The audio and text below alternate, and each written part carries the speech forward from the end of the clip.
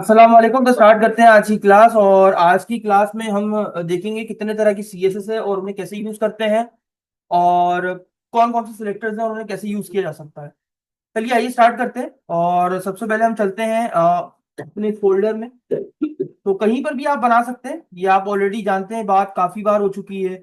मैं आज एक न्यू फोल्डर बना के काम कर रहा हूँ। तो यहाँ पर मैं फोल्डर बना लेता हूँ रिजल्ट्स के नाम से। और इस रिजल्ट्स फोल्डर को मैं वीएस कोड में खोल लेता हूँ, यानी ओपन विथ कोड। ये मेरे पास वीएस कोड में ओपन हो चुका है। ओपन होने के बाद आप हमेशा एक फाइल पहले तो आप याद होगा आपको आपको अगर सीएसएस इमेज और जेएसएफ नहीं वो आप कहाँ रखते हैं एसेट्स। तो पहले फोल्डर बनाने के लिए आप इसके ऊपर क्लिक करते हैं, एसेट्स का फोल्डर आप बना लेंगे। ये ऑलरेडी आप जानते हैं, मैंने बना दिया। अब इसके अंदर फोल्डर बनाना है तो इसको दो क्लिक करेंगे ताकि इसके अंदर आ जाए। क्लिक किया सीएसएस। अब अगर मैं कोई फोल्डर बनाऊंगा तो सीएसएस के अंदर बनेगा।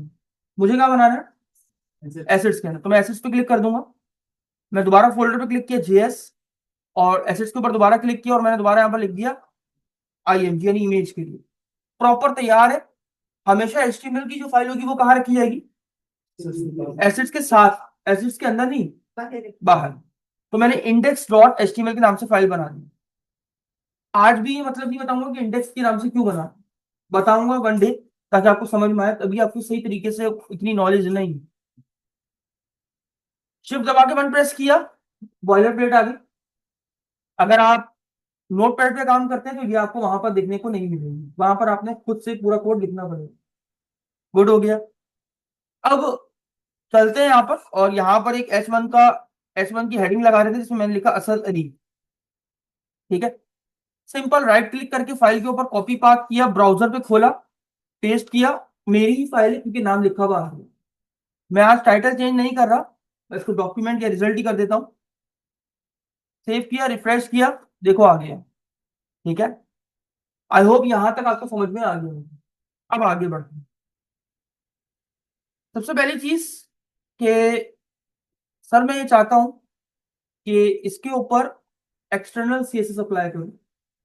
तो सीएसएस के अंदर आने के बाद एक फाइल बना लेंगे, स्टाइल डॉट सीएसएस बना ली।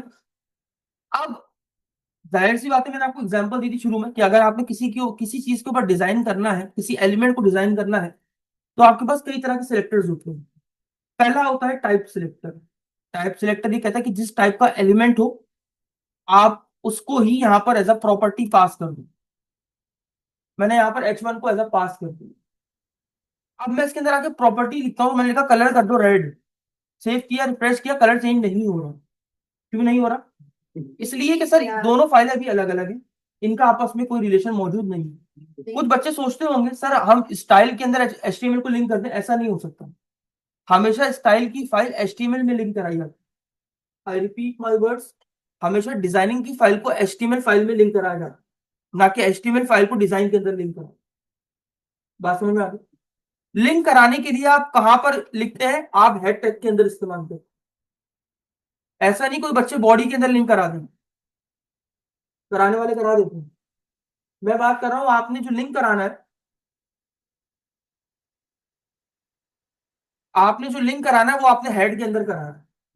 तो लिंक के लिए आपके पास सिंपल लिंक का टैग है। आप यहां पर आके क्या लिखेंगे, एसेट्स में जाओ, सीएसएस में जाओ, और उसके अंदर स्टाइल डॉट सीएसएस मोड में लिंक किया, रिफ्रेश किया, आउटपुट आपकी स्क्रीन पे मौजूद है। ऐसी सीएसएस जिसमें हम एक अलग से फाइल बनाए और उस फाइल को हम लिंक करें अपने एचटीएमएल की फाइल से। इस तरह की सीएसएस को एक्सटर्नल सीएसएस कहा जाता है। एक्सटर्नल मतलब बाहर से कोई अलग से फाइल इसको इंक्लूड करी जाए। बात समझ में आ गई? यहाँ समझ में आ गई। अभी इस एक्सटर्नल सीएसएस में हमने कौन सा सिलेक्टर यूज किया है, टाइप सिलेक्टर यूज किया हमने। उस अच्छा, इस टाइप सिलेक्टर का नुकसान फायदे तो समझ में आ गए, एक तरह नुकसान भी है। वो नुकसान क्या है कि अगर आपने कल को दोबारा से H1 लेना पड़े तो प्रॉब्लम ये है कि आपने टाइप का इस्तेमाल किया तो हर H1 के ऊपर वो प्रॉपर्टी आपको देखने को मिलेगी। इसका नुकसान भी है। लेकिन अगर आपको क्लाइंट ही कहता है कि यार ये काम करो, मुझे इन तीनों हेडिंग का कलर रेड नहीं चाहिए, रेड नहीं चाहिए, मुझे सिर्फ फर्स्ट हेडिंग का कलर रेड चाहिए। अब प्रॉब्लम ये है कि आपसे कहा गया कि H1 में ही लिखो, और प्रॉब्लम ये कि आपने यूज किया टाइप सेलेक्टर, तो आप फंस गए। फंस यूं गए कि आपने H1 के ऊपर अप्लाई कर दिया, वो जितने भी H1 इस वेबसाइट में इस पेज में यूज होंगे उन सब के ऊपर ये CSS अप्लाई हो जाएगी। अब क्या करें? तो हमारे पास एक सिलेक्टर और आता है, उसे कहते हैं क्लास सिलेक्टर। कौन सिलेक्टर? क्लास सिलेक्टर में क्या होता है कि आप इसको एक क्लास दे देते हो। आपने दे दी क्लास, या आपने जिसको रेड करना है आपने उसको आके क्लास दे दी। क्लास बेसिकली एट्रीब्यूट पास की। ये एट्रीब्यूट कहाँ पास करना है आपने? अपने उसी एलिमेंट के ओपन ओपन टैग पे। एट्रीब्यूट क्या करते हैं? जो एलिमेंट की प्रॉपर्टी को बढ़ा देते हैं। डन। आपने एट्रीब्यूट कहाँ पास किया? अपने उस एलिमेंट में जिसको आप रेड करना चाहते हो। अब क्लास एट्रीब्यूट आपको क्या देता है? एक एक आपको उसमें फंक्शनलिटी देता है कि आप इसका अब इस H1 का कोई एक नाम रख सकते हैं। फॉर एग्जाम्पल मैंने इसका नाम रख दिया असद। अब अगर आपको अब इस H1 पे CSS लगानी है तो आप टाइप सिलेक्टर की जगह बल्कि क्लास सिलेक्टर पे लगा सकते हैं। तो क्लास सिलेक्टर को यहाँ कैसे यूज करते हैं? आप डॉट लिखते हो। क्लास को हमेशा डॉट से यूज किया जाता है। उसके बाद उस क्लास का नाम जो तुमने वहां लिखा है सेम। अगर तुमने वहां स्मॉल में लिखा है तो स्मॉल में लिखो, कैपिटल में लिखा तो कैपिटल में लिखो। तो यहाँ पर मैंने लिखा असद। अब फायदा क्या हुआ कि सिर्फ मैंने उसका नाम पे लगाई CSS, तो आप देखिए सिर्फ उसी के ऊपर अप्लाई हुई, बाकी किसी के ऊपर अप्लाई नहीं हुई। अब थोड़ी सी कुछ बात यूनिक करूंगा, समझने वाला समझेगा। वो क्या है? सर, क्या हम क्लास एट्रीब्यूट में मल्टीपल क्लासेस दे सकते हैं? अच्छा, ऐसा हो सकता है या नहीं पहले बता रहा। एक बच्चा इस सब्जेक्ट में 3 क्लासेस में पढ़ता हो, इज इट पॉसिबल और नॉट पॉसिबल? हो सकता है ना सर, मुझसे आप मेरे स्टूडेंट हो लेकिन बैकअप आप कहीं और से ले रहे हो, किसी और टीचर से ले रहे हो। तो एक बच्चा किसी और क्लासेस में पढ़ सकता है ना सर। तो बिल्कुल ऐसे ही है नहीं, एक इसका मतलब ये है कि हम क्लासेस एक से ज्यादा भी रख सकते हैं। अब मेरी बात सुनना। मैं चाहता हूं एक ऐसी CSS लिखूं जिसमें सिर्फ कलर प्रॉपर्टी है, और वो रेड कलर इसके ऊपर भी आ जाए और इसके ऊपर भी आ जाए, इन दोनों के ऊपर आ जाए। लेकिन मैं चाहता हूं सिर्फ इसका फॉन्ट साइज 100 पिक्सल हो, बाकी इसका फॉन्ट साइज जो है वो वैसे ही रहे। अब प्रॉब्लम ये है कि अगर असद में मैं आके फॉन्ट साइज भी लिख दूं, तो अगर मैं अब असद जो है ये जो असद क्लास है, अगर मैं क्लास इसको भी दे दूंगा, तो प्रॉब्लम ये रेड कलर तो उसके बाद आ जाएगा लेकिन इसका साइज भी 100 पिक्सल हो जाएगा। फिर बस गए। लेकिन मैं ये चाहता हूं कि सिर्फ कलर दोनों में सेम रहे और फॉन्ट साइज पहले वाले का सिर्फ 100 पिक्सल हो। तो आप कहोगे सर एक काम करें ना, अब इतनी लंबी क्यों करें, आप इसका नाम असद वन रख लें और यहां पर एक काम करें, असद को ये दे दें और असद वन को आप सिर्फ कलर रेड दे दें। ये काम कर सकते हैं आप। लेकिन ये काम सही नहीं है। हाँ, ये लंबा काम हो गया सर।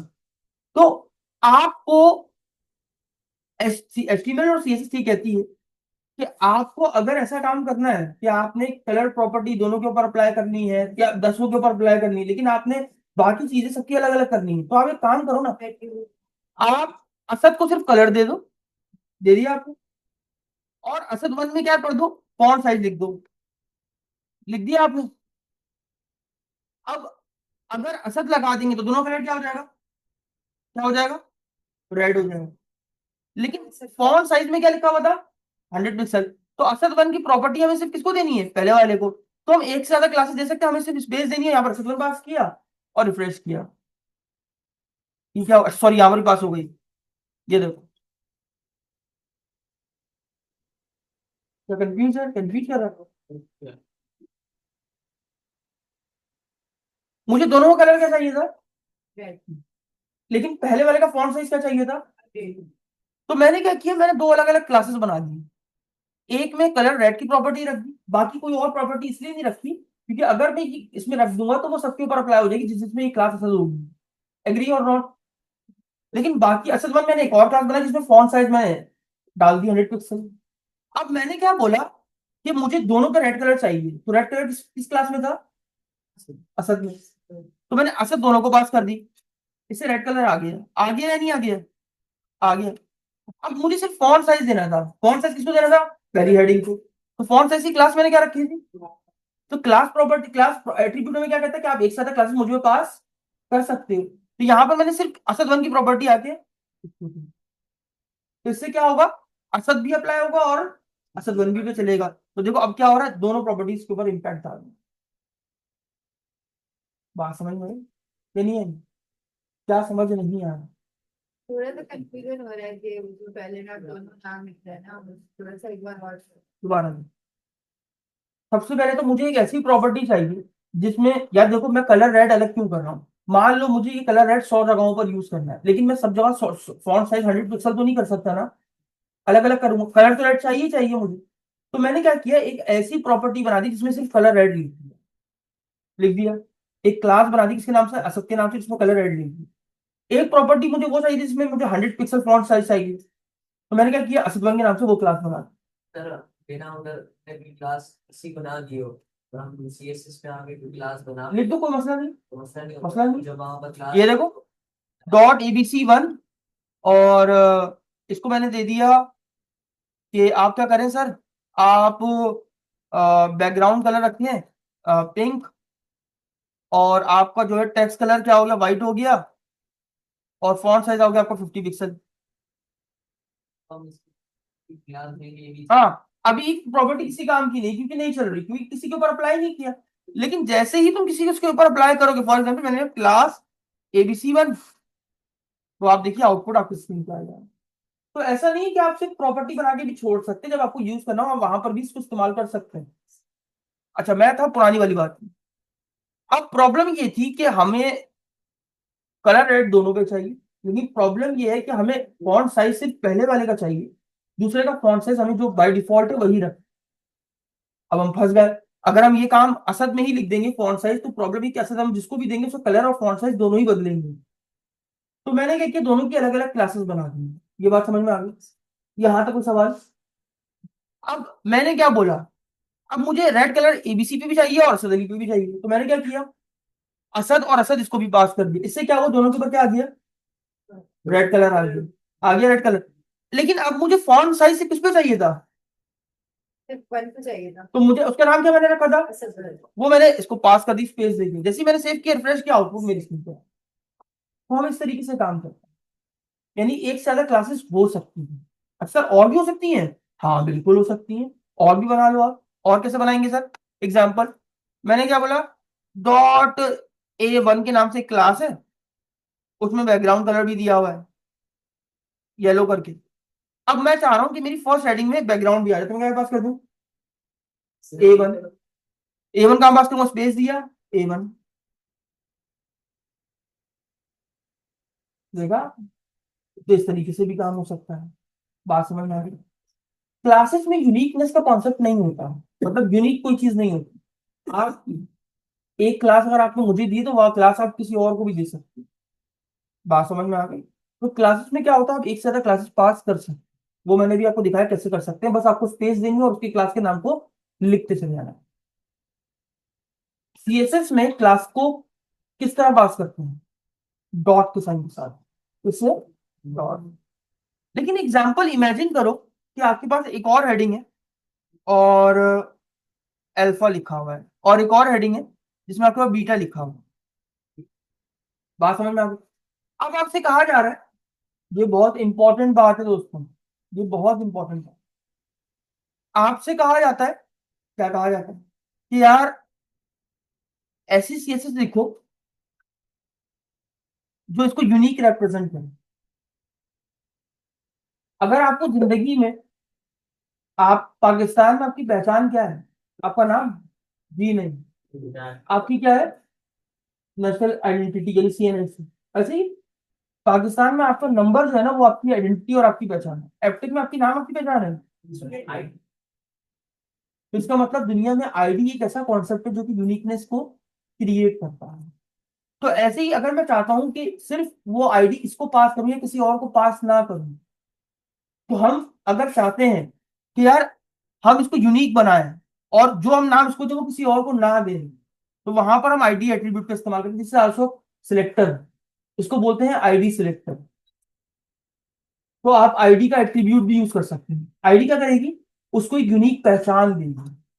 बात समझ में आ गई? तो मैंने लिख दिया फॉर एग्जाम्पल अल्फा 1, मैंने आईडी का नाम क्या दे दिया।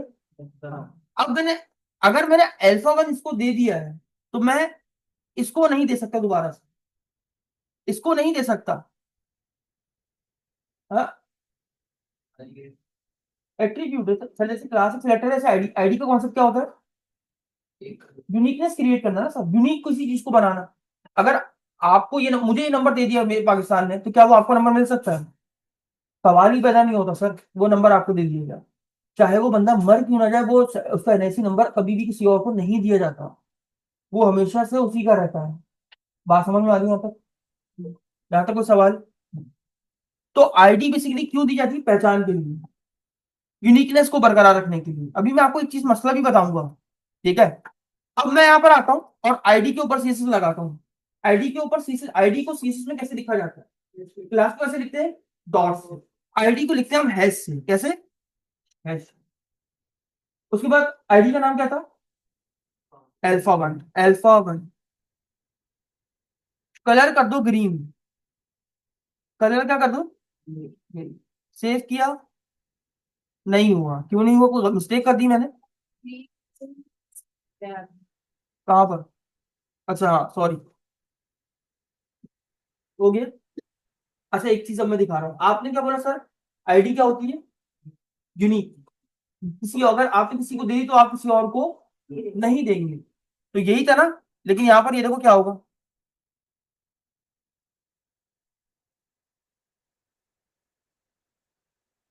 ये क्या होगा?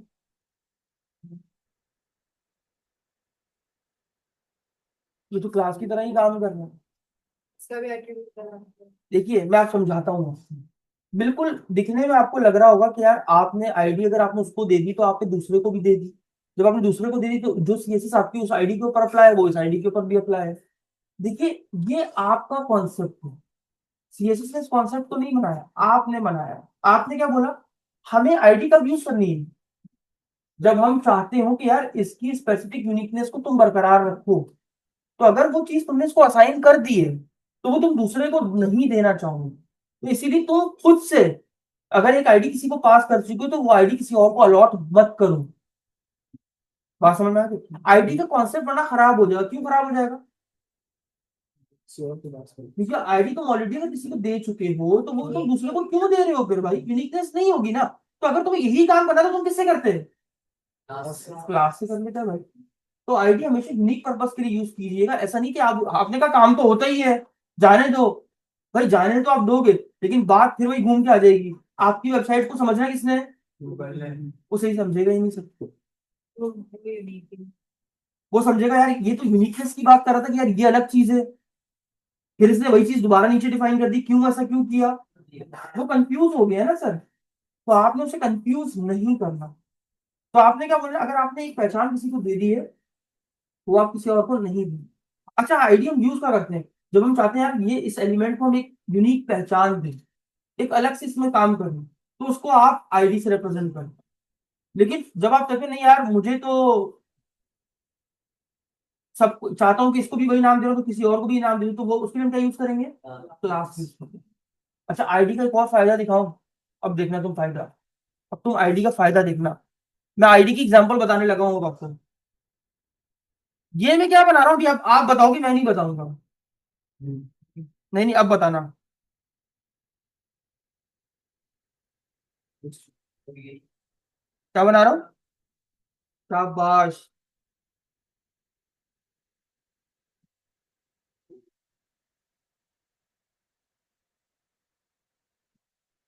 ठीक है, अब ये क्या लिखा मैंने, ये कैसे बन गया?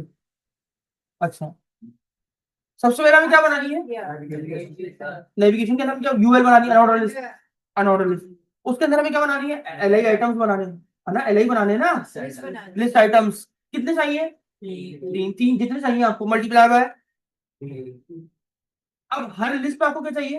एंकर अटैक चाहिए होगा ना, ताकि लिंक बने। तो उसके अंदर चाहिए ए, लिख दिया, बन गया। ठीक है, आपने तीन बटन पास कर दिए, होम, अबाउट या हेल्प लिख दो आप। आपका नेविगेशन बार तैयार होता दिखाई दे रहा, दिख रहा है? अब मान लो नीचे, नीचे यहाँ पर ऑलरेडी डिव आप पढ़ चुके हो, div is a container, it is a empty container। देखो अब मेरी बात को समझना, यहाँ पर दो किस्म के, वैसे तो HTML में हर एलिमेंट एक क्या है, कंटेनर, एक बॉक्स, एक बॉक्स। मैं तुम्हें यहाँ पर फर्क समझाता हूं, मैंने लिखा div और एक में लिखा मैंने नीचे सेक्शन। क्या लिखा, div और सेक्शन। यहां पर मैं लिख रहा हूं असद, और यहां पर मैं लिख रहा हूं, मैं सॉरी, आई एम div, यहां पर मैं लिख रहा हूं आई एम सेक्शन। डन हो गया। अब अगर मैं यहाँ चला रहा हूं तो फर्क नजर आ रहा है, बताओ किसी को कोई फर्क नजर आ रहा है, आ रहा है नजर? नहीं। चलो एक काम करते हैं, ये कंटेनर है या नहीं, तो इसके ऊपर हम बॉर्डर लगा के देखते हैं। बॉर्डर लगा दें। तो अब मैं इसको एक क्लास दे दूं ताकि इसके ऊपर बॉर्डर लगा सकूं, वरना डिव के ऊपर लगाऊंगा तो सारी डिव के ऊपर अप्लाई हो जाएगी। तो मैंने इसको एक क्लास दे दी, माई डिव। इसको भी एक क्लास दे रहे थे, माई सेक्शन दे दिए। अब क्लास इसमें कैसे यूज होती है, डॉट करके, डॉट माई डिव। बॉर्डर कैसे देते हैं पता है ना, बॉर्डर की प्रॉपर्टी खोली, बॉर्डर कितने, कितनी थिकनेस चाहिए बॉर्डर की, मैंने कहा 1 पिक्सल। आपको पता है बॉर्डर कई तरह से होते हैं, पूरी लाइन होती है, लाइंस होती हैं छोटी छोटी, डॉट्स होते हैं। तो यहाँ पर आपको आता है, देखो, एक होता है सॉलिड, मैं सब बताऊंगा आपको। सॉलिड मीन्स पूरी एक लाइन होगी, पूरी परफेक्ट लाइन। और उसके बाद आता है कलर। सबसे पहले बॉर्डर की प्रॉपर्टी, पहले क्या आता है बॉर्डर में, थिकनेस, बॉर्डर की थिकनेस, बॉर्डर किस टाइप का होगा, और आखिर में आता है बॉर्डर का कलर। तो मैंने कह दिया रेड, चला के देखें आगे, मैं इसकी थिकनेस बढ़ा के दिखाऊं, 10 लिखा, बढ़ गई। अच्छा और कौन से बॉर्डर होते हैं लिखो, सॉलिड के बाद होता है डैश्ड। डैश्ड मींस वो लाइनें होंगी छोटी, ये देखो ऐसा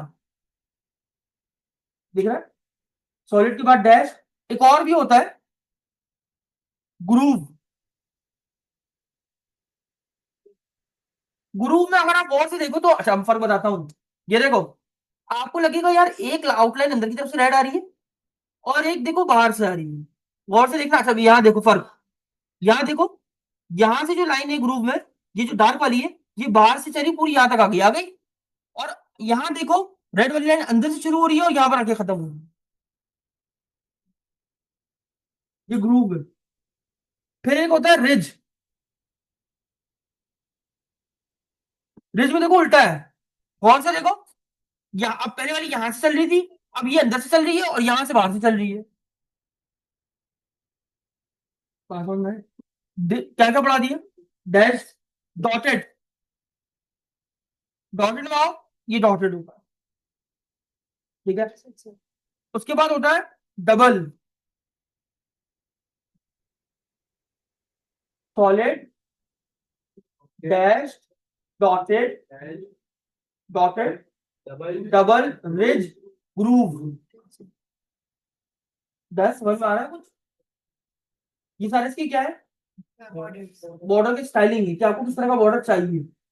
बात समझ में आ गई। पहले क्या था बॉर्डर की प्रॉपर्टी में, उसकी थिकनेस, उसके बाद उसकी किस स्टाइल का आपको बॉर्डर रखना है, और लास्ट में बॉर्डर का कलर क्या होगा। एग्जाम्पल, इमेजिन इट, अगर आपसे कहा जाए कि सिर्फ ऊपर का बॉर्डर लगाओ, बाकी नीचे से लेफ्ट और राइट से मुझे बॉर्डर नहीं चाहिए, तो क्या लिखोगे, बॉटम नहीं, ऊपर का कहते हैं टॉप, तो आप यहाँ पर क्या लिखोगे, बॉर्डर टॉप की प्रॉपर्टी यूज करो। अगर आपसे कहा जा रहा है टॉप पे भी आया और बॉटम पे भी है, तो क्या करोगे, top and bottom, bottom same property आप यूं लिखोगे, बॉर्डर बॉटम। आपने बोला बॉर्डर बॉटम का 2 पिक्सल कर दो, डबल की जगह डैश कर दो, और उसको कर दो ग्रे। फिर बॉर्डर लेफ्ट, बॉर्डर राइट, और सिर्फ बॉर्डर की प्रॉपर्टी क्या करती है, चारों तरफ अप्लाई करती इसको फिर ऐसा अंडरलाइन भी यूज कर सकते है, हैं। अंडरलाइन यूज कर सकते हैं। बात समझ में आई, आई समझ में सर, कोई सवाल यहाँ पर, मैं ये नहीं पढ़ा रहा था किसी को, मैं आपको सिंपल कुछ और समझा रहा था। तो बॉर्डर में वापस आ जाओ, अगर आप गौर से देखो तो ये भी एक कंटेनर की तरह दिख रहा है आपको, ये कौन सा एलिमेंट है, डिव कौन सा एलिमेंट हुआ? दो किस्म के एलिमेंट होते हैं, ब्लॉक लेवल एलिमेंट और इनलाइन एलिमेंट। ये कौन सा एलिमेंट है? ब्लॉक। क्यों? क्योंकि फुल विड्थ ऑक्यूपाई कर रहा है और हमेशा नेक लाइन से स्टार्ट होता है। ऐसे ही अब आ जाओ डॉट माय सेक्शन में। अगर इसको भी मैंने क्या किया, बॉर्डर दे दिया। ये देखो, क्या दोनों में कोई फर्क नजर आ रहा है? कलर का नहीं, कलर नहीं। कोई वैसे डिव और सेक्शन में कोई फर्क नजर आ रहा है आपको? देखो, गौर से देखना। नहीं सर, वो फर्क फर्क बताओ कि सर आपने उस पर, अच्छा मैं सेम अगर बॉर्डर अप्लाई कर दूं, ये लो भाई,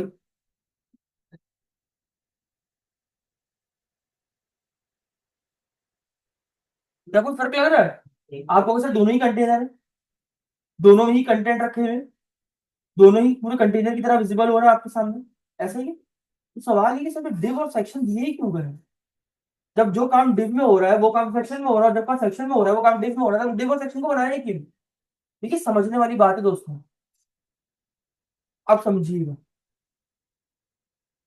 सेक्शन में हम वो वाला पार्ट रखते हैं जो कंटेंट बेस्ड होता है, जिसका बेसिकली मीनिंगफुल कंटेंट है। मतलब मीनिंगफुल कंटेंट क्या होता है? सिमेट्रिक एलिमेंट्स होते हैं, वो एलिमेंट जिसका मीनिंग्स हो। तो सेक्शन एक मीनिंगफुल सिमेट्रिक एलिमेंट। क्यों सिमेट्रिक है? क्योंकि सेक्शन, अगर आपने कोई पार्ट, फॉर एग्जांपल आपकी वेबसाइट में कोई बहुत ऐसी जगह है वेबसाइट में जहां पर आप अपने वेबसाइट का या अपने प्रोडक्ट्स का कंटेंट डिफाइन कर रहे हो। कंटेंट का मतलब ये कि डिस्क्रिप्शन लिख रहे हो, पैराग्राफ लिख रहे हो, हेडिंग्स लिख रहे हो, इमेज लगा रहे हो और उसके बारे में उसकी वजाहत कर रहे हो। तो गूगल कहता है कि तुम उस पार्ट को हमेशा सेक्शन में लिखो। क्यों? इसीलिए क्योंकि सेक्शन डिफाइन करता है कि यार ये आया किस चीज का डॉक्यूमेंट तुमने यहाँ पर डिफाइन किया है, उसको इजीली समझ में आता है। बात समझ में आई? यानी सेक्शन हमने कब इस्तेमाल करना है? जब हम वेबसाइट में कोई कंटेंट को डिस्क्राइब कर रहे हो, ताकि गूगल उसको पढ़ते ही समझ सके कि इस सेक्शन वाले पार्ट के अंदर क्या डिफाइन किया गया है, किसी खास टॉपिक यानी इस टॉपिक के ऊपर कंटेंट को डिफाइन किया गया है। और डिफ का हम यूज करते हैं। फॉर एग्जाम्पल, जब आपको लगे कि यार आप यहाँ पर ऐसा कंटेंट यूज कर रहे हो जिसमें फिलहाल के लिए इसका कोई मीनिंग नहीं है, एक नॉन सिमेट्रिक एलिमेंट है डिफ, जिसका कोई मीनिंग कंटेंट नहीं है, तो आप बस एक इमेज लगा के छोड़ रहे हो, या आप फॉर एग्जाम्पल एक लिस्ट बना रहे हो, कोई भी काम कर रहे हो, तो वहां पर आप उसको एज अ डिफ के अंदर लिख सकते हो। अगर हम गूगल से पूछें या हम किसी एआई का इस्तेमाल करें यहाँ पर, और यहाँ पर हम इससे पूछें डिव और सेक्शन में क्या फर्क, देखते हैं सर क्या बताता है ये। डिफ लेआउट या ग्रुपिंग के लिए होता है। अब ग्रुपिंग मतलब क्या है समझिए, थोड़ा एक्सप्लोर कर रहा हूँ चीजों को। फॉर एग्जाम्पल, आपने एक इमेज लगाई, या आपने उसमें पैराग्राफ भी डाल दिया, या आपने उसमें हेडिंग्स भी डाल दी, या आपने बहुत सारी इमेजेस लगा दी, और आप चाहते हो यार ये सारी चीजें एक चीज को बिलोंग कर रहे हैं, और आप चाहते हो यार ये एक साथ ग्रुप होके दिखे। तो वो कहता है आप जब भी किसी मल्टीपल चीजों को आप उसमें ग्रुप करके लिखना चाहते हैं ना सर, तो आप उसको डिफ के डब्बे में डाल दीजिए। सेक्शन मीनिंगफुल कंटेंट यानी एक टॉपिक बेस्ड पार्ट को रिप्रेजेंट कर, जैसे कि मैंने बताया। सेक्शन कौन सा एलिमेंट है?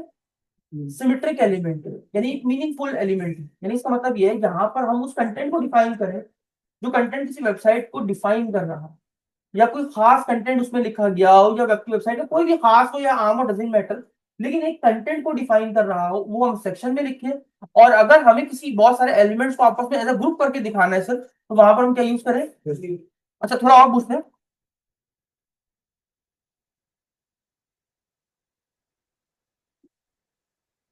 देखिए,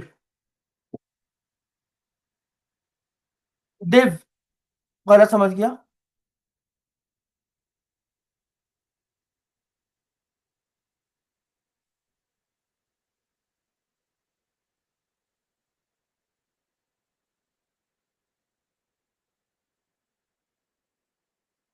अच्छा जी, फॉर एग्जाम्पल सोचो तुम एक न्यूज़पेपर देख रहे हो। हेलो, दिव ऐसा है जैसे न्यूज़पेपर का फोल्ड, बॉक्सेस या लेआउट। देखा होगा ना सब, आपने अक्सर देखा होगा न्यूज़पेपर में बहुत सारे बॉक्सेस बने हुए उसमें, तो वो समझ लो जितने भी बॉक्सेस है वो क्या है, वो ग्रुप में लिखे गए हैं, तो वो क्या है एक तरह का div। गुड। सिर्फ डिजाइन के लिए बनता है, यानी अगर वो कह रहा है कि अगर आपने किसी भी ग्रुप को कोई डिजाइनिंग प्रोवाइड करनी है, उस बॉक्स को कोई डिजाइन प्रोवाइड करना है, तो आप उसके लिए क्या इस्तेमाल करें, div का इस्तेमाल करें। जैसे एक रेक्टेंगुलर बॉक्स जिसमें लिखा है कुछ, उस बॉक्स को खुद का कोई मीनिंग नहीं होता, तो सिर्फ चीजें सही जगह पर दिखाने के लिए उसके लिए हम क्या यूज करेंगे, div। सेक्शन ऐसा है जैसे न्यूज़पेपर का स्पोर्ट्स सेक्शन। अब ये स्पोर्ट्स सेक्शन क्या डिफाइन कर रहा है वहां पर, यहाँ पे कि यहाँ पर किस चीज का कंटेंट होगा, तो यानी वो हम कंटेंट किस में रखेंगे सारा, सेक्शन। मैं सब एग्जांपल दोनों की बता रहा हूँ, स्पोर्ट्स में नहीं रखेंगे हम, किसमें रखेंगे, सेक्शन में रखेंगे। अरे सेक्शन भी बहुत, अब सेक्शन में भी तो क्या होगा, हेडिंग होगी स्पोर्ट्स की, फिर मल्टीपल स्पोर्ट्स की हेडिंग होगी, उनकी पैराग्राफ, तो वहां पर भी हेडिंग और पैराग्राफ यानी ग्रुप करके ही रख रहे हो, लेकिन वहां पर जो कंटेंट है वो क्या है, मीनिंगफुल, इसलिए हम वहां पर क्या इस्तेमाल करेंगे, सेक्शन। अब वो पास समझ में आ रही होगी।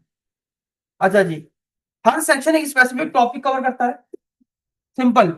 डिजाइन और ग्रुपिंग के लिए बॉक्स, और कंटेंट के टॉपिक के पार्ट के लिए सेक्शन। ये बहुत अच्छी एग्जांपल्स थी। आई होप आपको फिर डिव और सेक्शन में डिफरेंस समझ में आया है। ऐसा बच्चा जिसे डिव और सेक्शन अभी तक समझ में नहीं आया है, मैं फिर पूछ रहा हूँ दोबारा से, कि अगर कोई बच्चा ऐसा है जिसको डिव और सेक्शन में फर्क समझ में ना आया, जी सर, व्हाट इज डिव,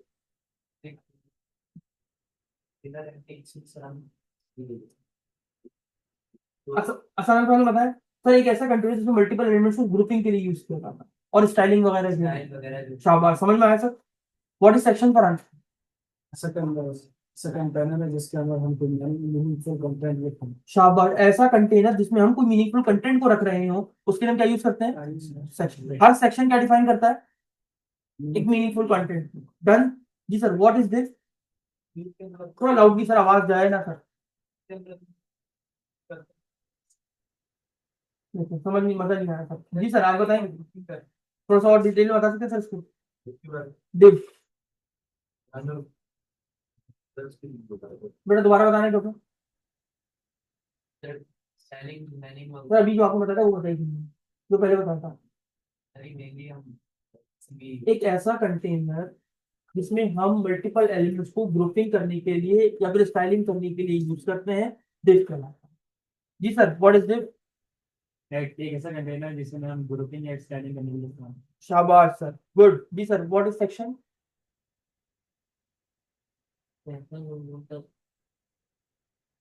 शाबाश शाबाश, कोशिश करो, क्या हुआ, जी बताया नहीं मैंने अभी क्या। एक ऐसा कंटेनर जिसमें हम किसी मीनिंगफुल कंटेंट को रखें, उसके लिए हम सेक्शन का इस्तेमाल करते हैं। जी सर, लास्ट में सेक्शन। हैं। सेक्शन में जो मेन कंटेंट होता है उसको उसमें रखते हैं मीनिंगफुल। जी sir, what is div and section, ऐसा कंटेनर है इसके अंदर स्टाइलिंग कंटेंट होता है, स्टाइलिंग और ग्रुपिंग मतलब क्या होता है, बहुत सारी चीजों को एक साथ कर देते बहुत सारे एलिमेंट्स को एक साथ ग्रुप किया जा रहा हो। व्हाट इज सेक्शन सर, हैं। मीनिंगफुल कंटेंट जो रखते हैं जिसमें मीनिंगफुल कंटेंट को रखा ताकि वो रिप्रेजेंट कर रहा हो अपने पार्ट को, वो सेक्शन कहलाता है। जी, what is div and section,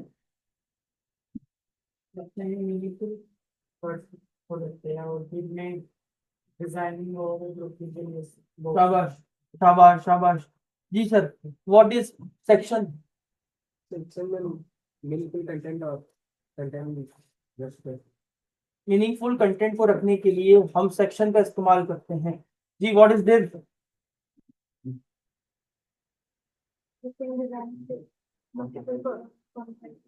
शाबाश। जी, व्हाट इज सेक्शन, सब मल्टीपल हमारा जो है मीनिंगफुल जो हमारा टॉपिक होता है, ऐसा कंटेनर होता है जहाँ हम लोग अपना मीनिंगफुल जो है वो टॉपिक वहाँ यूज कर रहे हो, इसके लिए हम क्या इस्तेमाल करते हैं, सेक्शन। सेक्शन। अब एक छोटा सा डिफरेंस पूछूंगा, देखते हैं किसको पता है। सेक्शन में सेक्शन और div में सिमेट्रिक और नॉन सिमेट्रिक एलिमेंट कौन सा है, सिमेट्रिक एलिमेंट्स क्या होते हैं, मीनिंगफुल और जो अपना मीनिंगफुल बयान कर रहे हो स्टाइलिंग होती है। नॉन सिमेट्रिक क्या होते हैं, हैं जो स्लो शाबाश, जो मीनिंगफुल ना, शाबाश, गुड गुड। तो उसमें से सेक्शन और div में से नॉन सिमेट्रिक कौन सा है, div, और सिमेट्रिक गुड हो गया, चलो आगे आगे बढ़े। तो डिव और सेक्शन समझ में आया, अच्छे समझ में आया, कोई सवाल, आगे बढ़े, ठीक है। अब मैं यहाँ पर सुनना, मैं मेरा सवाल सुनना, मैं यहाँ पर 3 कंटेनर बनाना चाह रहा हूँ, एक होम, अबाउट और हेल्प के नाम, 3 अलग अलग कंटेनर। अभी कोई फिलहाल मीनिंग्स नहीं है उनके, बस मुझे उसमें हेडिंग और पैराग्राफ को जोड़ना है, क्या इस्तेमाल करूँ? हाँ, शाबाश, एक डिव बनाई, अच्छा उसको एक पहचान दे दी, पहचान देने के क्या यूज करते हैं? पहचान, यूनिकनेस, आईडी, शाबाश। ये डब्बा किस चीज का होगा? नहीं, होम कंटेंट, यहाँ पर होम सारा कंटेंट आएगा, होम का लिख दिया, लिख दिया। अब इसमें एक हेडिंग होगी, आई एम होम, सही है, और नीचे पैराग्राफ होगा इसका, लॉरेन 1500 वर्ड का, डाल दिया, एक डब्बा बन गया, डन। ऐसे ही अब एक और डब्बा होगा, इसकी आईडी क्या होगी? अबाउट, और इसमें भी हेडिंग होगी, आई एम अबाउट, और पैराग्राफ होगा, क्या होगा? लॉरेन 500। ऐसे ही एक और डब्बा होगा,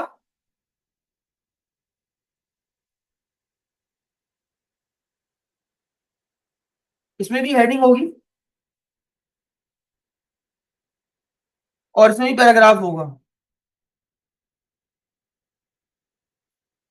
ये देखो भाई, ये आ गया, I am home, I am about, और आई एम हेल्प। अब मैं थोड़ा सा मजेदार बनाने के लिए, वैसे जरूरत नहीं है, हमारा काम हो चुका है, मैं इसको क्या करूंगा दोस्तों, थोड़ा कलर दे दूंगा बैकग्राउंड। तो मैं क्या करूंगा, यहां पर आया, आईडी है ना, तो आईडी को कैसे लिखते हैं? Hash, hash home, background colour yellow green, ऐसे ही hash about, background colour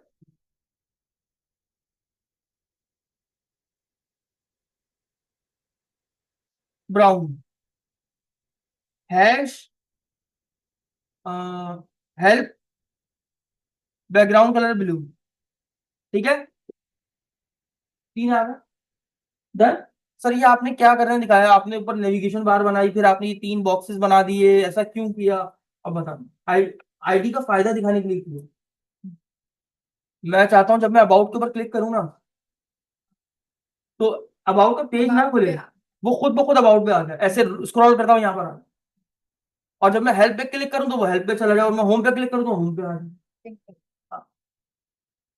sir अभी तक हमने ये सुना था कि अगर किसी पेज को लिंक करना हो तो आप एंकर में जाते थे, और यहाँ पर आके क्या करते थे, आप में यहाँ पर पेज का नाम index.html लिख देते थे। तो यहाँ तो एक ही पेज में सारा कंटेंट है, यहाँ तो एक ही पेज में सारा कंटेंट है, तो आप कैसे स्क्रॉल करवाएंगे? तभी तो हमने आईडी दी है। आईडी क्या होती है? पहचान। तो आईडी हमने किस नाम से दी थी? होम की। आईडी को रिप्रेजेंट कैसे करते हैं? तो हमने एच आर में क्या, जैसे हम होम पे क्लिक करें तो कहाँ चले जाए? हैश होम पे। पास शो हो जाता था ना ऐसा, बस वो नहीं शो होता था। नहीं, हिंट नहीं आती। नहीं अब अबाउट में हैश, नाम क्या रखा था अबाउट का? अबाउट, इसका क्या रखा था? हैश। अब देखना इसका जादू, सेव किया, कहाँ जाऊँ? हेल्प पे जाऊँ?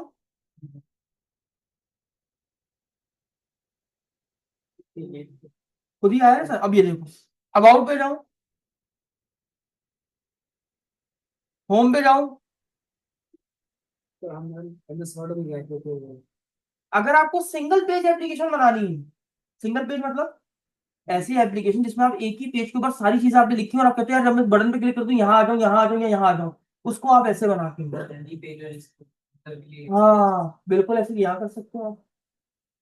बात समझ में आ, तो सवाल यहाँ पर मुश्किल है, यहाँ तक कोई कंफ्यूजन है यहाँ तक? पक्का समझ में आ रहा है? डिवोर्स सेक्शन में फर्क समझ में आया? क्या फर्क है? डिजाइनिंग के ठीक है सर, बात समझ में आ गई, गुड हो गया। आईडी को हम, आईडी सिर्फ आईडी एट्रीब्यूट क्यों यूज करते हैं? आईडी एट्रीब्यूट क्यों यूज करते हैं? उसको यूनिकनेस को क्रिएट करने के लिए। आईडी को सीएसएस में कैसे लिखा जाता है? और अगर मुझे एक ही पेज में नेविगेट करना हो तो मैं कैसे लिखूंगा? एंकर पेज में उस एंकर लिंक के अंदर हैश लिख के और उस पेज का नाम, उस आईडी का नाम जो सामने आईडी उसको दी गई। यहाँ पे किसी का सवाल? अभी तो हमने क्या क्या पढ़ लिया? सेक्शन पढ़ा, क्लास में लिखा, क्लास आईडी बात समझ में आ गई। अब हम, हाँ, अभी हमने कितने किस्म के सिलेक्टर पढ़ लिए? तीन। Type selector, class selector, ID selector. CS कितने किस्म की पढ़ी है? एक। एक्सटर्नल सीएस, बाहर से किसी सीएस लगा, बात समझ में आई? अब हम जा रहे हैं नेक्स्ट टॉपिक। अब हम पढ़ने जा रहे हैं इंटरनल, नहीं अभी पहले एक सिलेक्टर और पढ़ेंगे। एक सिलेक्टर और है, उसे कहते हैं यूनिवर्सल। यूनिवर्सल का मतलब क्या होता है? ऐसा सिलेक्टर कि जिसमें अगर कुछ लिख दिया जाए तो वो क्या हो जाए? सबके ऊपर अप्लाई हो, हर चीज के ऊपर अप्लाई हो, उसको क्या बोलते हैं? अब मैं सुनना ना, इंपॉर्टेंट बात है। लो, मैं चाह रहा हूं कि क्या चाह रहा हूं? मैं चाह रहा हूं कि मेरी पूरी वेबसाइट में जो फॉन्ट फैमिली हो ना, वो एक ही यूज हो। क्या हो? ऐसा सिलेक्टर जो तमाम एलिमेंट्स के ऊपर अप्लाई हो, यूनिवर्सल सिलेक्टर। दोबारा सुनिए। अब मैं, भाई मैंने आपको स्टार्ट में बताया था कि जब हम वेबसाइट की जो कलर्स होते हैं वो एक ही रखते हैं। दूसरी बात, जब हम वेबसाइट का जो फॉन्ट फैमिली होता है, यानी फॉन्ट कैसा दिखेगा, वो भी एक ही रखते हैं। मैं ऐसा तो नहीं हेडिंग को अलग दे रहे हैं, पैराग्राफ को अलग दे रहे हैं, नीचे हेडिंग को अलग दे रहे हैं, फिर पैराग्राफ को अलग दे रहे हैं। ये कोई एमएस वर्ड का डॉक्यूमेंट नहीं है। एमएस वर्ड भी मैंने आपको सिखाया था कि हमेशा कौन सी फॉन्ट फैमिली यूज होती है? Times new Roman. ऐसे ही वेबसाइट में अगर आप कोई फॉन्ट फैमिली यूज कर रहे हो तो आप वो सबको देना चाहोगे, किसी एक पे तो नहीं लगाओगे, सबको दोगे। ऐसे ही है ना? तो अब मैं चाहता हूँ यार, मैं एक जगह लगाऊं, वो जितनी भी कल को कोई कंटेंट लिखे वो फॉन्ट फैमिली सबको मिल जाए, तो कहाँ लगा दूं? Universal select. बात समझ में आ गई? यानी ऐसी, अगर आपको कोई प्रॉपर्टी सबके ऊपर अप्लाई करनी है, चाहे आप कुछ भी बाद में लिखो, तो उसके लिए कौन सी सेलेक्टर यूज करोगे आप? हर वेबसाइट के लिए हमें अलग करना पड़ेगा ना, कि क्या मतलब? यूनिवर्सल जो आपने बोला तो अलग अलग करेंगे ना। नहीं, एक ही बार लिखेंगे। अब मैं, अच्छा यूनिवर्सल को कैसे यूज करते हैं? बड़ा आसान है, सिंपल स्टार, बस। हाँ, सब पे अप्लाई होगा ये। यानी अगर इसमें मैं कुछ लिख दूंगा ना, तो वो एचटीएमएल में हजारों एलिमेंट्स क्यों ना लिखे हुए हों, वो सबके लिए लागू होगा। सर इस पे सर डिलीट होगा उस पे। हाँ, उस पेज पे। अब मैं चाह रहा हूँ, मैं चाह रहा हूँ फॉन्ट फैमिली दे दूँ। फॉन्ट फैमिली क्या दे दूं भाई? कोरियर न्यू, जो भी दे दिए अभी फिलहाल। स्टैटिक क्या रिप्रेजेंट कर रहा है कि इस एचटीएमएल, क्योंकि ये फाइल किससे लिंक है? इससे। इसमें जितना भी कंटेंट है सबके ऊपर फॉन्ट फैमिली क्या लगा दो? आओ चेक करो, रिफ्रेश करो, सबकी बदली एक साथ। That is the power of universal से। अब इसमें जो भी कुछ डालोगे तो किसके ऊपर अप्लाई हो जाएगी? Whole document. Done sir. तो कितने किस्म से लेटर पढ़ लिए? सर अभी तक आपने एक चीज नहीं बताई, वो क्या? सर आपने कहा था यार इसमें तो फॉन्ट फैमिली बहुत कम है, आपने बताई थी ना। आपने कहा था कि नहीं इंस्टॉल करनी पड़ती है कंप्यूटर के अंदर। ये देखो, ये तो बहुत कम है। मुझे नहीं, बहुत सारी चीजें रख सकते हो, तुम्हारी मर्जी क्या रखना चाहते हो, लेकिन याद रखना यूनिवर्सल में जो लिखोगे वो सबके ऊपर अप्लाई है। कलर भी चेंज कर सकते हाँ, हैं सब। फिर वो सबको से चेंज हो जाएगा। ठीक है। अच्छा, अभी ये फॉन्ट फैमिली गिनी चुनी आ रही है। आप तो चाहोगे ना सर मेरे पास भरपूर चॉइस हो जिसमें से मैं अपनी फॉन्ट फैमिली चूज करके डालूं। तो प्रॉब्लम ये है, अब सवाल, कल को आप इस वेबसाइट को गूगल पे रख देते हो, आपने रख दी। अब आपने क्या किया, आपने अपने पीसी में एक फॉन्ट फैमिली डाल दी, आपको जो अच्छी लगी आपने वो अपने कंप्यूटर में इंस्टॉल कर ली। अब वो फॉन्ट फैमिली आपको दिख रही है, आपकी वेबसाइट अच्छी लग रही है। अब सवाल ये कि आपने वेबसाइट को उठा के कहाँ डाल दिया? गूगल पे। अब जब किसी और बंदे ने उस वेबसाइट को खोला, क्योंकि अब सब पहले ही चेक होगा क्या उसकी कंप्यूटर में ये फॉन्ट फैमिली है। अगर नहीं हुई तो वो सिंपल जैसे बाय डिफॉल्ट दिख रहा है वैसे ही दिखेगा, तो आपकी फॉन्ट फैमिली लगाने की मेहनत तो जाया हो गई। आया ना? तो आप क्या चाहोगे? कि उसके पास भी दिखे। कि भाई जरूरी नहीं कि वो इंस्टॉल करे, जब वो आपकी वेबसाइट खोले ऑटोमेटिकली आपकी फॉन्ट फैमिली क्या हो जाए? उसके बाद उसके बाद भी अप्लाई हो जाए। अब सवाल ये है कि जब वो तुम्हारी वेबसाइट यूज करेगा तो क्या बिना इंटरनेट के यूज करेगा? ये तो पॉसिबल ही नहीं है। तो ऐसा कुछ लिंक लग जाए जो इंटरनेट से ही चलता हो, फॉर्म फैमिली वहीं से आ जाए, तो फायदा क्या हुआ? ऑटोमेटिक फॉर्म फैमिली उसके ऊपर अप्लाई हो जाएगी और उसको इंस्टॉल करने की जरूरत नहीं। तो गूगल कहता है ये काम हम आपको इजीली करके देंगे। यहां पर आके बस आप लिखो गूगल फॉन्ट्स। क्या लिखोगे? लिख दिया आपने? ये पहला लिंक दिख रहा है भाई। लाखों की तादाद में फॉन्ट फैमिलीज है यहाँ पर, लाखों की तादाद में। ये देख रहे हैं आप, 1890 फॉन्ट फैमिलीज है। सॉरी, लाख कह रहा था, 1900 फॉन्ट फैमिलीज है सर। अब सर देखते रहो, ये देखो ये सारे स्टाइलिंग दिख रहे हैं। फॉर एग्जाम्पल आपको ये वाली पसंद आ गई, आगे आपने इस पर क्लिक कर लेना, कर लिया। यहाँ से आप देख सकते हो ये सारे स्टाइलिंग्स आ रहे होंगे। आप ये अगर हम लोग एज अ हेडिंग एक यूज करें और नहीं है फिर सर, उसमें ऐसे करें, फॉन्ट फैमिली पूरी वेबसाइट की सेम रहती है। मतलब जो चीज बोल्ड है उधर बोल्ड ही रहेगी और फिर जो चीज हम लोगों ने पैराग्राफ में लिखी तो अगर हेडिंग में डालोगे तो बाय डिफॉल्ट नीचे बोल्ड ही दिखेगा, सही। पैराग्राफ में डालोगे तो वो बोल्ड थोड़ी दिखेगा। अच्छा जी, अब इधर देखो, आपने ये फॉन्ट फैमिली पसंद कर लिया, छोड़ो मैं अपनी फॉन्ट फैमिली यूज कर लूं। हाँ, मुझे पसंद है फॉन्ट फैमिली, इसका नाम है बल्लू भाई। सीरियसली भाई, बल्लू बल्लू टू के नाम से आ गई है। ये तो ये इंडियन फॉन्ट फैमिली है इसकी। तो यहाँ पर देखो ये कुछ ऐसा, इसको इंग्लिश में कर लो यार।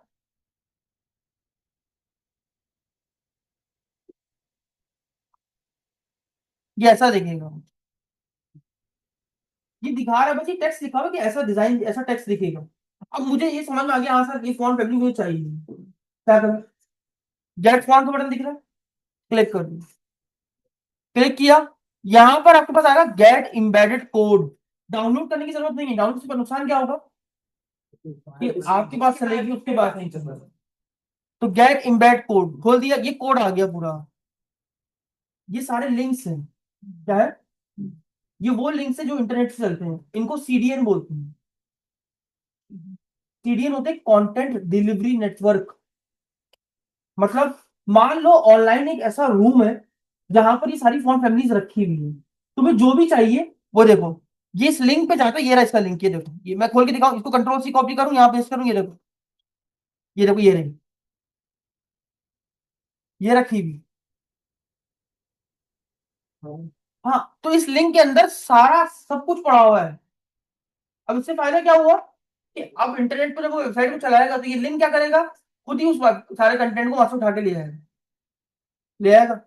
अब आपने करना कुछ नहीं है, बस ये जो चार लाइन है ना, ये कॉपी कर लो, यहाँ पर कॉपी कोड का बटन है, क्लिक किया। लिंक कहाँ लगता है हमेशा? लिंक स्टाइल में हेड टैग के अंदर, हेड के अंदर। पता है लिंक कहाँ लगता है हमेशा? हेड के अंदर। तो यहाँ पर है, इसके नीचे इंटर मारा, यहाँ पर लिंक पेस्ट कर दी, कर दी पेस्ट, सेव कर दिया, कर दिया। और अब ये फॉन्ट फैमिली की सीएसएस दिख रही है, ये रही, ये सीएसएस उठाई, आपको कहाँ चाहिए? यहाँ पर, तो आपने फॉन्ट फैमिली में यहाँ पर पेस्ट कर दिया, सेव कर रख दिया, पेज को रिफ्रेश किया, लो बल्लू भाई 2 आ गए। अगर वो कलर उसमें लिखी हुई थी ना हिंदी में, वो तो स्टाइल लिखा हुआ था ना यार, इस ऐसी दिखेगी। एक बार फिर से, एक बार फिर से, चलो भाई देखिए, फॉर एग्जाम्पल आपने कहा सर मुझे ये वाली नहीं, सर ये वाली लेटो या जेलेंडो सेंस आपको पसंद आ गई, आपने उसके ऊपर क्लिक किया। ये जो टेक्स्ट लिखा हुआ है ना, ये दिखा रहा है कि इस तरह लिखावट दिखेगी। मतलब आपका टेक्स्ट इस तरह से लिखा हुआ दिखेगा, इस तरह जैसे मैं दिखा रहा हूँ, ये इसको सैंपल दिखा रहा हूँ, ठीक है। गेट फॉन्ट पे क्लिक किया, गेट इम्बेड कोड आ गया, क्लिक कर, यहां से ये वाला कोड कॉपी किया, पुराना वाला जो था वो मिटा देंगे, अब यहाँ नया वाला पेस्ट कर देंगे, कर दिया। लिंक हमेशा हेड में ही आते हैं, जितनी होंगी। नहीं, ये सेल्फ क्लोजिंग होता है, अपने आप में खुद क्लोज हो जाता है। अच्छा जी, उसके बाद फॉन्ट फैमिली को कॉपी, ये बल्लू भाई आ रही है, सॉरी यार, वो असल में बल्लू भाई लगी हुई यहाँ पर, हटा देंगे इसको। जेलेंडो सेल्स की बात करते हैं, ये ली, कॉपी किया, पेस्ट कर दिया, हो गया। देख लो यहाँ लिखा हुआ है जेलेंडो। उसके बाद ये फॉन्ट फैमिली यहाँ से कॉपी करी, यूनिवर्सल में डाल दी, आगे सबको चाहिए, कॉपी किया, पेस्ट कर दिया, डाल दी, रिफ्रेश किया। उसके पास भी ऐसी शो है। हाँ, क्योंकि देखो लिंक लगा हुआ है ना यहाँ, देखो नेट का लिंक लगा हुआ है, ये देखो HTTPS फॉन्ट, ये गूगल पे रखी हुई है।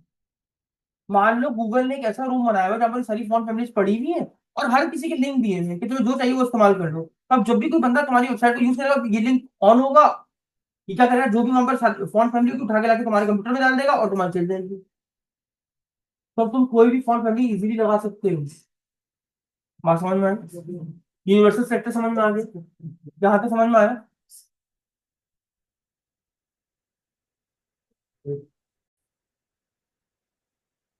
अच्छा जी, तो आई होप आपको आईडी सिलेक्टर अच्छे से समझ में आया होगा। हमने क्लास सिलेक्टर पढ़ा, हमने आईडी पढ़ा, हमने टाइप पढ़ा, हमने यूनिवर्सल सिलेक्टर पढ़ा।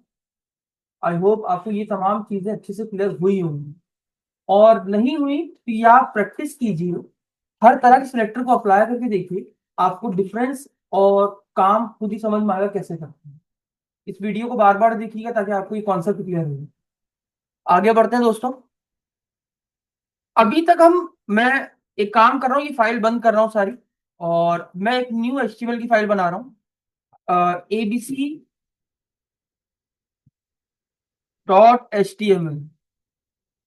शिफ्ट दबा के मैंने बॉयलर प्लेट आ गई, और कॉपी पाथ किया, ब्राउजर पे ओपन कर दिया। बहुत सिंपल है, ऐसे करते हुए आ रहे हैं।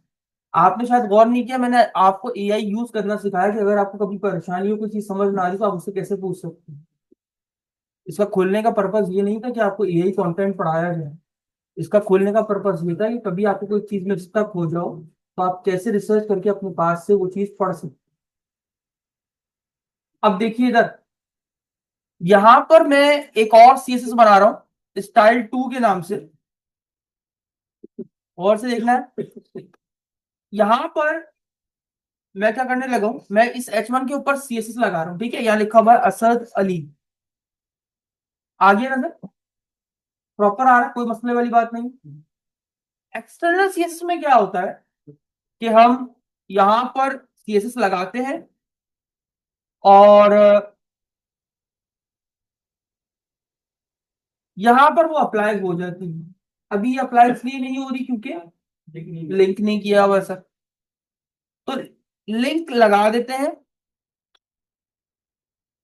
डन हो गया, हो गया। ये है एक्सटर्नल CSS। एक्सटर्नल क्या होती है, जो बाहर से इंप्लीमेंट की जाए। अब होती है, एक होती है इंटरनल। इंटरनल का मतलब ये होता है कि जिस फाइल में आप काम कर रहे हो उसी फाइल के अंदर लगाओ। आई होप इंटरनल का मतलब समझ में आ रहा हो।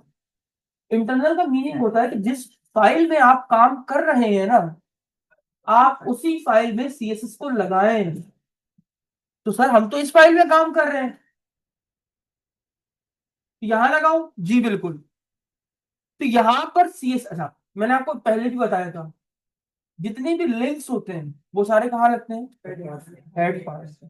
और जितनी भी CSS लिखी जाती है ना, वो भी हेड पार्ट के अंदर ही लिखी जाती है। दोबारा बोलता हूँ, मैं अपने वर्ड्स को थोड़ा एक्यूरेट करता हूँ। जितने लिंक्स होते हैं वो सब हेड पार्ट के अंदर लगाए जाते हैं, और जितनी भी इंटरनल स्टाइलिंग होती है ना, वो भी हेड पार्ट के अंदर होती है। तो अब स्टाइलिंग करने के लिए आप ऐसा नहीं कि डायरेक्ट H1 का कलर कर दो, रेड कर दो, पिंक कर दो, ऐसा नहीं होता। आपको स्टाइलिंग, जैसे आप स्टाइल को करने के लिए अगर एक प्रॉपर CSS की फाइल बनाते थे, तो इंटरनल CSS के लिए आपको स्टाइल का एलिमेंट यूज करना पड़ेगा। कर लिया, बिल्कुल किया हो। अब इससे बहुत डिफरेंस नजर आएगा तुम्हें कि क्या कर सिखाना चाहते। गौर से नोटिस करिएगा दोस्तों, मेरी ये CSS भी चल रही है, मैंने इसको बंद नहीं किया, मैंने इसको भी ऑन रखा हुआ। मैं हर चीज बताऊंगा स्टेप बाय स्टेप। सेम ये काम जो यहाँ किया था, ये कॉपी करा मैंने, और यहाँ पर आके पेस्ट कर दिया, फॉर्मेट किया, हो गया, रेड की जगह कर दिया पिंक। अब मेरे सवाल का जवाब दीजिए, मेरे H1 का कलर रेड होगा या पिंक होगा? कैसे? रेड होगा ना, क्योंकि स्टाइल है। पहले से लगभग सर इंटरनल बहुत फास्ट है, मैं तुम्हें समझाता हूँ। कोड क्या चलता है? लाइन बाय लाइन रीड होता है। जैसे आप इंसान हैं, ह्यूमन, आप कभी न्यूज़पेपर या किसी बुक को रीड करते हैं तो आप पहली लाइन से पढ़ना शुरू करते हैं, आखिरी लाइन कभी डायरेक्ट नहीं पढ़ते हैं। पहली लाइन पढ़ेंगे तो दूसरी लाइन आएंगे, दूसरी लाइन तब तक नहीं आते तो पहली लाइन नहीं पढ़ेंगे। अगर आप आ भी जाते हैं तो मतलब आपको समझ में नहीं आ रहा पहली लाइन में क्या लिखा है। तो बिल्कुल ऐसी कोई भी लाइन में लाइन पढ़ा जाता है। अब सुनो, पहले ये लाइन चली होगी, फिर ये लाइन चली होगी, फिर ये चला होगा, फिर ये मेटा टैग चले होंगे, फिर टाइटल चला होगा, उसके बाद ये लिंक में घुसा होगा। लिंक में कहाँ आया होगा? स्टाइल 2 में आ गया होगा, आ गया होगा। इसने क्या पढ़ा, क्या पढ़ा इसने? One red. देखो आसान उर्दू में कन्वर्ट, H1 का कलर क्या कर दो? अच्छा, इसमें और कुछ नीचे लिखा होगा, वापस कहाँ आ गया होगा? अपनी फाइल में, उसी में वापस आ गया। अब नीचे आया, अरे ये क्या दोबारा स्टाइल, अच्छा ठीक है। अब क्या कर दो H1 का कलर? तो यानी रेड वाला कलर नए वाले कलर से क्या हो गया? ओवरराइड हो गया। पहले वाली चीज उससे क्या हो गई? एक्सटर्नल से इंटरनल। ओवरराइड हो गई। भाई ऐसा है ना, नहीं एक्सटर्नल से इंटरनल रिप्लेस। अक्सर आपने देखा होगा सर, आप स्कूल की कॉपी में गलतियां करते हैं, आप कट करते हैं और उसको चेंज कर देते हैं। लिखा पहले वाला भी रहता है लेकिन माना कौन सा जाता है? दूसरा वाला। तो वो उससे क्या हो जाता है? ओवरराइड हो जाता है। तो बिल्कुल ऐसे ही यहाँ पर हुआ, पहले वाला H1 चला, बिल्कुल चला, मैं आपकी बात से 100% सहमत हूँ, रेड हुआ होगा। लेकिन चूंकि उसको दोबारा H1 का कलर मिला तो उसने पहले वाले से दूसरे वाले को क्या कर दिया? चेंज कर दिया। तो रिजल्ट, अच्छा फिर नीचे देखा कुछ और चीज नहीं, आगे बढ़ा H1 को प्रिंट कर दिया, तो रिजल्टेड आउटपुट क्या मिला होगा? पिंक। आओ चेक करें। तो यानी इसका मतलब internal CSS is powerful than external. क्योंकि इंटरनल ये एबिलिटी रखती है कि एक्सटर्नल को क्या कर सके? ओवरराइड कर सके। जी सर। सर जैसे कि आपने इंटरनल में एडी लगाए थे, तो इसके एक और स्टाइल के अंदर ही H1 की रेड कर दें, उसके बाद अच्छा, ये कह रहे हैं सर हम इस H1 को मजीद और कलर चेंज कर, जाहिर सी बात है ये ओवरराइड हो जाएगी। मैं कर देता हूँ कलर येलो, ये देखिए। हाँ मतलब नीचे जितना नीचे जाते जा रहा है ओवरराइड होता चला जा रहा है।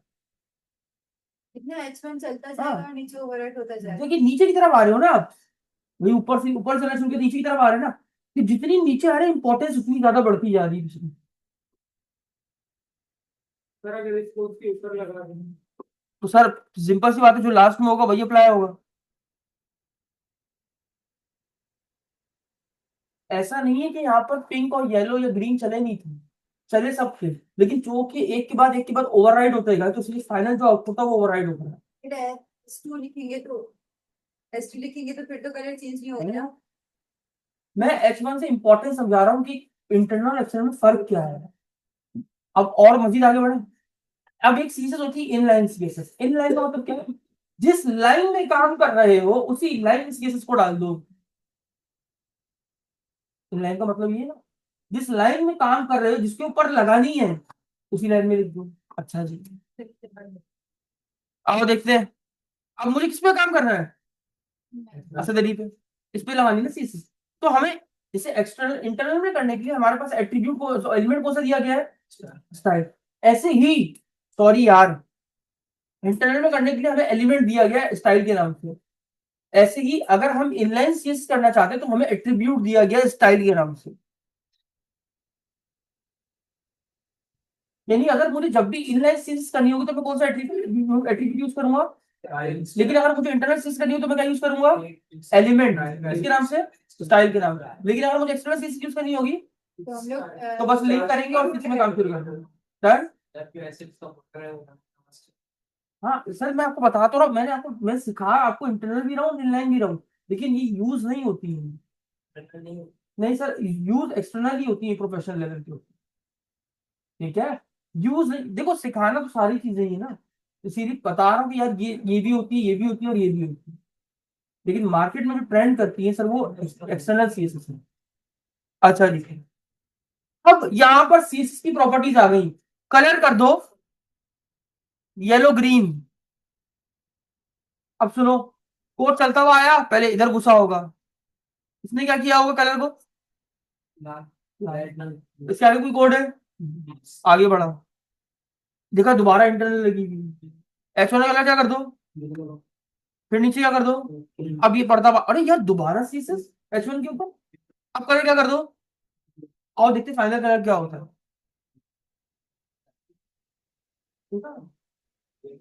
अब कैस्केडिंग का वर्ड ध्यान में रखना, और इधर आ जाओ, छोड़ो इसको। किसी ने ये देखा कभी,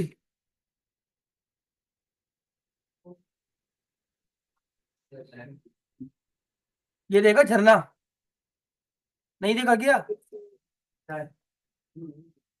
अब देख लो, ये देखो, देख रहे हैं आप, सर ये क्या पढ़ा रहे हैं सीएसएस की, सीएसएस तो नहीं नहीं, मैं तुम्हें आज मीनिंग समझा रहा हूँ, इंटरव्यू में पूछा जा सकता है। देखो ये झरना गौर से देखो, मेरे हिसाब से ना ये ऊपर से नीचे बह रहा है शायद, कंफर्म है, ऐसा तो नहीं कोई ये कहे सर यहाँ से ऊपर जा रहा हो, है ना, है ना, नीचे जा रहा है ना। अच्छा गौर से देखना, अबे मान लो असद यहाँ खड़ा हुआ है, तो सुनिए तो सही, तो पानी चूंकि यहीं से गिर रहा है तो ज्यादा हो सकता है असद के सर पे इतना प्रेशर ना पड़े। अब मान लो असद यहाँ खड़ा हुआ है, तो चूंकि काफी हाइट से फॉल कर रहा है तो हो सकता है प्रेशर सर पे ज्यादा पड़े, और नीचे आते हैं, गहराई में आ जाएगी पानी की। अब ये असद खड़ा हुआ है, इमेजिन, एग्जाम्पल समझाने के लिए करना पड़ रहा है ना, मैं नहीं करता। अब जब यहां से गिरेगा पानी, तो बहुत ज्यादा हाइट से गिर रहा है, तो हो सकता है इम्पैक्ट भी ज्यादा पड़ेगा। ऐसे ही है ना, आपने सनवे लगून में देखा होगा सर, वो छोटा सा वाटरफॉल लगा हुआ है, यस सर। तो वो बिल्कुल हम नीचे सामने बैठे हुए होते हैं तो एकदम इतनी जोर से पड़ता है, पूरा सर हिल रहा होता है ना।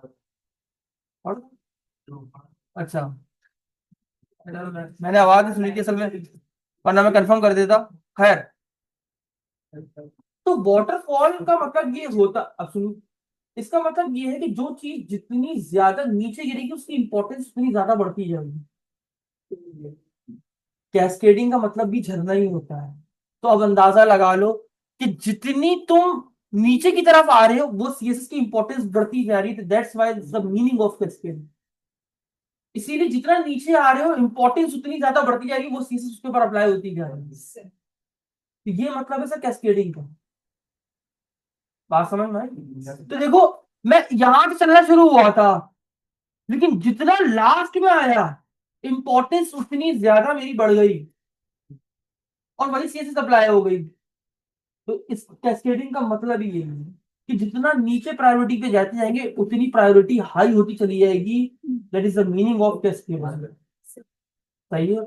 आई वो आपको वर्ड कैस्केडिंग का मतलब समझ में आया होगा कि हम कैस्केडिंग का वर्ड क्यों यूज करते हैं सीएसएस के अंदर, बस याद रखिएगा सीएसएस में। अच्छा, अब इसका मतलब ये है, inline CSS is the most powerful CSS in internal और एक्सटर्नल, क्योंकि सबसे ज्यादा पावरफुल कौन सी है, आपने देखा ना सर, मेरी सारी चीज को रिजेक्ट कर दिया उसने, कौन सी चलाई, लेकिन अगर इनलाइन इंटरनल और एक्सटर्नल की बात करें तो कौन सी पावरफुल है, इंटरनल पावरफुल है सर, बात समझ में आई। हाँ, तो हम अब जो यूज करते हैं सर वो बेसिकली एक्सटर्नल ही है, लेकिन मैं पढ़ा इसलिए रहा हूँ कि आपको सारी सीएसएस आती हो, इनलाइन भी, इंटरनल भी, और एक्सटर्नल भी। आई होप आज की क्लास आपको अच्छे से समझ में आई होगी। जी सर को सवाल पूछिए ना, भी आप पूछ रहे थे ना। तो हमने स्टार्ट किया था दोस्तों क्लासेस से, क्लास सिलेक्टर पढ़ा, फिर आईडी पढ़ा, और उसके बाद आईडी सिलेक्टर की हमने एग्जांपल देखी कि हम किस तरीके से सिंगल पेज में नेविगेट कर सकते हैं, याद होगा आपको सर। इसके बाद हमने देखा कि डिव और सेक्शन में क्या फर्क है, डिटेल में पढ़ा, फिर डिव और सेक्शन की एग्जांपल हमने करके देखी, फिर उसके बाद हमने बॉर्डर भी पढ़े कि बॉर्डर कैसे लगते हैं, हाँ स्टाइलिंग करके देखी, फिर हमने पढ़ा कि सिलेक्टर कौन कौन से होते हैं, यूनिवर्सल सिलेक्टर पढ़ा, फिर हमने आज की क्लास में और भी चीजें कवर की जिसमें हमने इंटरनल, एक्सटर्नल और इनलाइन सीरीज के बारे में भी डिटेल में पढ़ा। आई वो भी चीजें आपको अच्छे से समझ में आ रही होंगी, अगर आपको समझ में आ रही है इट मीन्स कि आप वेबसाइट बनाने के आहिस्ता आहिस्ता अपने इख्तिताम मंजिल तक पहुंच रहे हैं। मैं आपको फिर बोलूंगा दोस्तों, फॉर्म की प्रैक्टिस बहुत ज्यादा रखिएगा। दूसरा, ये टॉपिक दिया गया फ्लेक्स बॉक्स के नाम से वीडियो में इसलिए बोल रहा हूँ कि आपको याद रहे। फ्लेक्स बॉक्स से ट्यूटोरियल देख लीजिएगा, वीडियो की प्लेलिस्ट में मौजूद है, चैनल नेम edu.code है, वहां पर आप जाके विजिट कर सकते हैं। पूरी प्लेलिस्ट मौजूद है, इसकी 3 वीडियोस पे मुश्तमिल है। मैं उम्मीद करूंगा कि आप लाजमी देखेंगे। ये आपको सिखाएगा कि किसी भी वेबसाइट को यानी वेब पेज को कैसे रिस्पॉन्सिव करते हैं। रिस्पॉन्सिव मतलब ऐसा पेज जो किसी भी डिवाइस पे इजीली एडजस्टेबल हो, रिस्पॉन्सिव कहलाता है। नेक्स्ट क्लास में मजीद केसेस के बारे में बात करेंगे। मिलते हैं नेक्स्ट क्लास में, तब तक के लिए इजाजत दीजिए।